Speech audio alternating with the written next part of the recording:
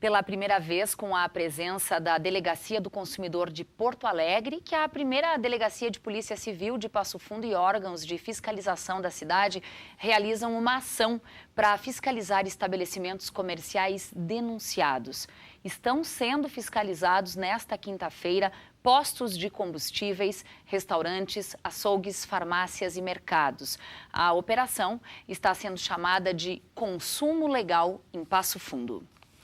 O Brasil registrou na última semana a primeira deflação em 11 anos. Nós convidamos o economista, doutor em economia, professor Julcemar Zilli, para nos ajudar a entender melhor o que é a deflação. O professor é nosso parceiro aqui na nossa programação. Seja bem-vindo mais uma vez, professor Julcemar. E de forma muito didática, a gente começa já lhe pedindo, né? O que é a deflação, já que a gente está muito mais acostumado a ouvir uma outra palavra parecida com essa, que é inflação. Então, a deflação nada mais é do que a queda dos preços, né? Então, o que acontece? Inflação, ou o indicador de inflação, é uma média dos preços dos bens e serviços de uma economia. Então, quando de um mês para o outro esse indicador ele aumenta, significa que nós estamos gastando mais, ou seja, a média dos preços aumentou, nós temos inflação.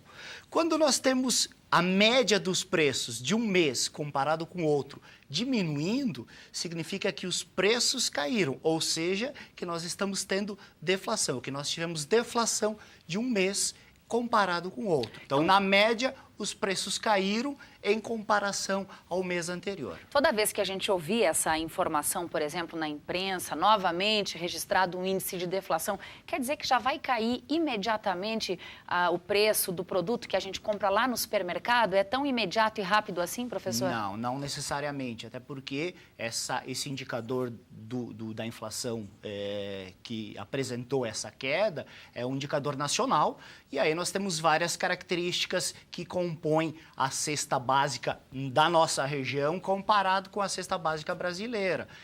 E isso acaba interferindo no grau no efeito que o preço desses produtos acabam gerando na nossa região. Então, demora um pouco mais para que esse efeito seja percebido em Passo Fundo, por exemplo. Professor, a deflação pode ser, de alguma forma, também um problema para a economia? Olha, a deflação ela não é constante, né? Essa queda nos preços, ela ocorre em alguns períodos bem específicos. Por quê? Falando didaticamente, nós estamos pensando assim, deflação significa que os preços caíram.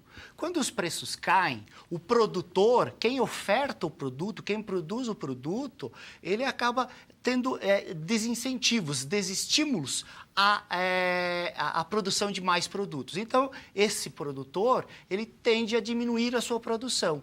Por outro lado, o consumidor, como os preços caíram, o consumidor quer consumir mais. Então, nós temos mais pessoas querendo consumir o produto, só que menos produtores querendo produzir o produto. E essa deflação, ela acaba sendo corrigida ou eliminada em pouco tempo pela questão da oferta e demanda. Mais gente quer o produto, menos produto no mercado, o preço tende a voltar a crescer. Bom, outro dia você nos disse aqui nesse programa que a economia fez isso, houve uma queda grande, que agora nós estaríamos em uma linha reta para depois crescer. A gente continua assim, caiu mais um pouco? Estamos no caminho, professor? Não, nós estamos no caminho. Nós estamos na parte, iniciando a parte ascendente, a parte de elevação da economia. Os dados já nos mostram isso, os indicadores do Produto Interno Bruto da economia brasileira já mostraram melhoras. A própria inflação vem caindo ao longo do tempo, inclusive gerando deflação nesse mês.